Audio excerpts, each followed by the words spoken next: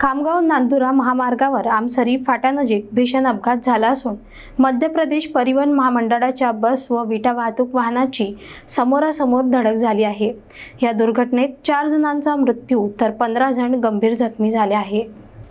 बुलढाणा जिल्ह्यातील खामगाव नांदुरा महामार्गावर सोमवारी सकाळी एक हृदयद्रावक अपघात घडला। आमसरी फाट्यानजीक मध्य प्रदेश परिवहन महामंडळाची प्रवासी बस आणि विटा वाहून नेणाऱ्या ट्रकची समोरासमोर भीषण धडक झाली।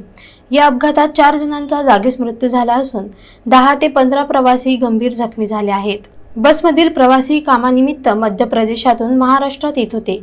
यावेळी सुसाट वेगाने येणाऱ्या विटा भरलेल्या ट्रकने बसला जोरदार धडक दिली। अपघाताचा आवाज इतका भीषण होता की आसपासच्या परिसरात एकच धावपळ उडाली। घटनेची माहिती मिळताच पोलीस आणि स्थानिक नागरिक तात्काळ घटनास्थळी पोहोचले।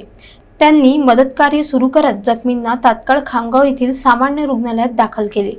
काही जखमींची प्रकृती चिंताजनक असल्याचे सांगण्यात येत आहे।